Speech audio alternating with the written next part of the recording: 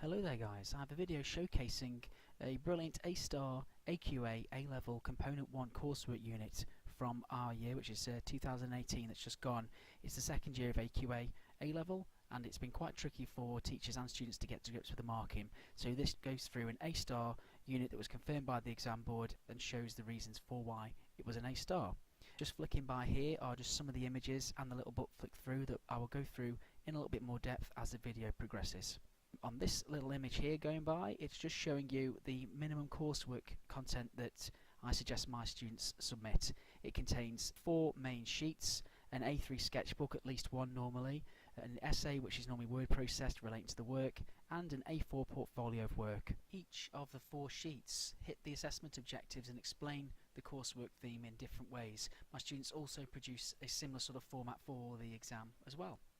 The connection sheet shows an image of the artist or photographer, whatever the contextual influence is, and it just goes through then the timeline showing the artist and then to the work that it's ultimately influenced, along with a little bit of information just showing how that briefly resolved. The content sheet shows a chronological sequence of images from roughly from the start of the unit right towards the end, just so the examiner has got a little snapshot of everything that's happened roughly. Hasn't got every single image on there, but it gives a good indication of what has transpired.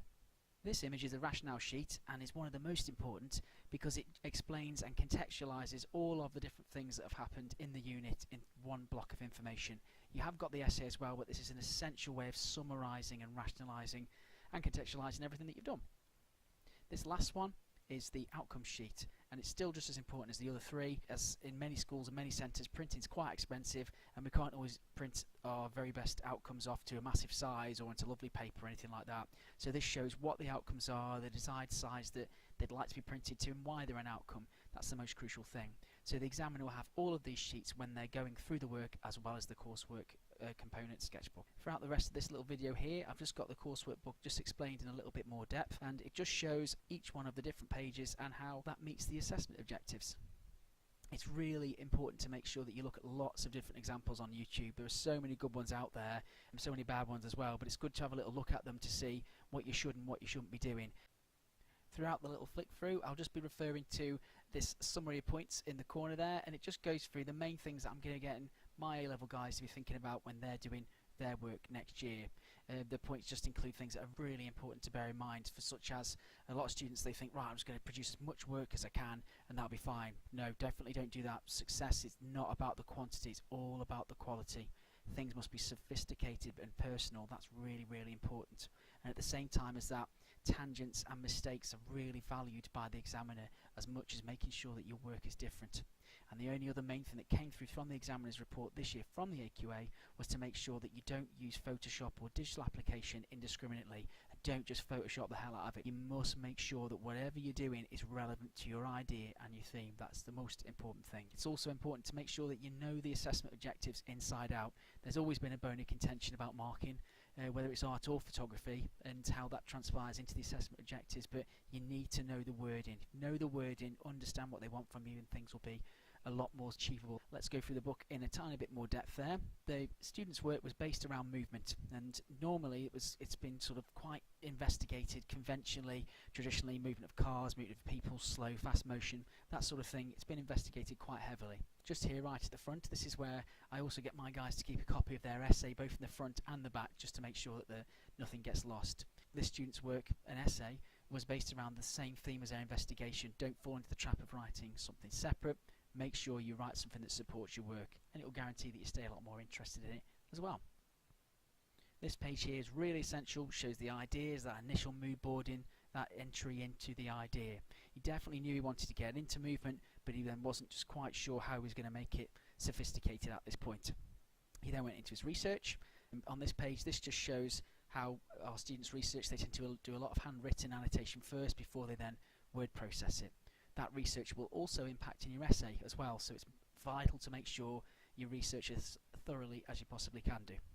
It also relates here as well to our connection sheet, so everything on there all sort of like hinges together and stitches together to make one coherent unit. Following on from the research, going straight into the first starting points and plans for initial sets of work. This was all to do with like movement, but showing liquid movement, and he wanted to show for a while non-Newtonian fluids. In this case it was oobleck, which doesn't behave like a normal liquid, so when it was applied to a portrait and applied to a figure, it behaved differently. The oobleck itself also has like ultraviolet properties as well, so he wanted to photograph that using UV lights and using restrictive lighting to see what could be achieved. One of the best things that came out of this investigation was the accidents. He didn't initially intend to focus on the oobleck itself. He only initially intended to recreate and mimic the work of de Maestro, who's shown in the top there of that page, where liquids and substances were applied to the figure and then were developed in the work. This led on to a series of several accidents and interesting little developments that the student kept developing. He also linked it to other artists as well, and then other themes that weren't initially intended. All the way through the book, it's quite clear to see that every time he's made a breakthrough, he's had something, he's explained it, he's shown how that has impacted on the work, and he's explained what that's got to do with his theme. In this page in particular, lots of different outcomes which were had for this one particular development of work are explained, they're contextualised, they're related to artists, so it's really clear for the examiner to see. Just going onto the screen here is one of the students' PowerPoint slides where they've then contextualised, they've wrote about the work, they've not just literally stuck it all in the book and hope for the best, they've made sure that every single thing is explained, and you'll see a few of those cropping into the work as we progress.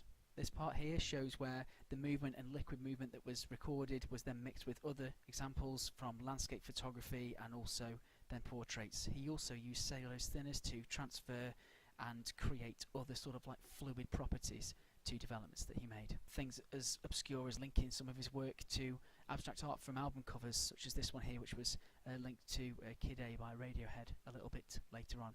Again, plenty of connecting and explaining, just showing what's going on, contextualising it so the examiner knows that this person fully understands what they're doing it. There's no fluke or there's no accident anywhere happening here. As work developed, he also took other tangents as well, where he realised that some of the ultraviolet work started to look very similar to deep sea photography and sort of had quite abstract and obscure forms, so he decided to almost like create like a false reality really and generate images that appeared to have this deep sea quality just as a tangent in the work, not initially linked into movement as it was, but then developed to seriously impact the work later on. Other artists often do creep in. Keith Arnott, very well known for his use of negative space and use of simplified, quite simple objects to create quite striking and dramatic images. After a while, it's really good to have a showcase of images. It's great if you can get it on some glossy prints, especially if your work's quite dark like this, but if you can't, it's absolutely fine. A lot of centres and a lot of schools now are presenting work digitally, and in the case of my centre, we also put the work on digital so they can see the true quality of the image, just in case it gets lost in the printing process. After the showcase pages, artist links and images are presented together just so you can see that link clearly all the way through. Here the student explains ideas, how they relate to movement, and just reviews the work that has happened as it's transpired, so you can then target areas to refine. Don't forget about that AO2, reviewing, refining to target new areas to develop and work. Really essential for those people going for the highest grades. Each set that's presented is shown with a context sheet, best prints, best 9, that's what my guys normally tend to do, and then a relevant connect and explain. Here the tangent changes a little bit and there's a bit of a change in sort of the movement shown using like puppetry figures and a marionette to show still movement. The idea was to take this idea where movement was then taken at different speeds and then abstractly combined together. So something as obscure as movement of liquids and oobleck could be then combined with something like a marionette and then slow exposure shots. The work develops on, again it's continually explained all the way through. The language itself doesn't have to be particularly wordy, anything that sounds like you swallowed a dictionary. It just has to explain, contextualise and be really straightforward. Work's presented and the books look really full. Not that that's a guaranteed way of getting an A star, you've got to make sure that what you fill it with is relevant. A lot of students have been shying away from presenting their mistakes. It's definitely a good idea that if you do take a tangent or you do make a mistake, present it in the book, explain it, say why you're not going to take it forward and how it doesn't relate to your theme. That's where the high marks lie. This next page is a really good one. This shows a breakdown of how the artist achieved the look that the student was trying to achieve, and then he's included his image there in the bottom right. A really cracking series of images and quite technically difficult to achieve and quite messy, but ultimately follow the process, record the process, and understand it, and that way you'll be able to get a similar effect in your own work. Following on from the porridge, which was used for mud, it then goes into looking at pouring maple syrup and like a honey mixture onto the model. This was quite messy, and you need a decent space to clean up afterwards. I guarantee you it will definitely be messier than what it looks like, but you don't just have to pour liquid on someone to get an A star. This is about the sort of the meaningfulness with the movement and everything else that he was looking at. Works presented, really well documented, really well explained, and you can see there the inclusions, black and white versions, topaz versions, which are like correcting like sort of sharpening software alongside cropping and compositional experiments. After the porridge and the honey, the student goes back to looking at a different porridge mixture and uses an upright model and different stances as well to see what can then be unlocked with the work, before then dyeing the porridge with blue, following the technical expertise gathered from his research of the artist's influence. All of the images are then processed and experimented with and then mixed on Photoshop to create the desired look. But it's not just a 2-minute job on Photoshop. Each different development, whether it's the gradients applied at the end, whether it's the layer modes, whether it's the careful and selective rubbing, the combination of different textures together is all carefully composed. It's not just a slapdash 2-minute job on Photoshop. That will really hurt you with the marks. Hopefully you can see in the books and the pages here that there's a lot of experimentation done along a similar theme. So if something has worked once, he's tried it again, he's tried to persevere again, and then tried to get the best outcome to his work. As it develops on, you can just see here that there's a lot of showcase which are followed again with the explanation, with the sort of understanding, just to show that student knows what they are doing. As things develop, the student then combines images and finds that this simplification of the image is what he's after. The student looked at combining his images of the mud man, the liquid, the different way, with something that is very still and very set, such as these minuets and statuettes and busts that were created out of plaster. The student then layered those together and found that he had a lot of success in the abstraction of the images. In particular here, these ones that were supposed to be simply maple syrup and then placed onto the busts, he actually found that through experimenting with the channels and isolation of levels in Photoshop, he quite preferred the darker images. So instead of getting maple syrup and porridge, he finished off with something that looked a little bit more like tar. And that was his idea that he then took forward and then mixed with the statues and the busts.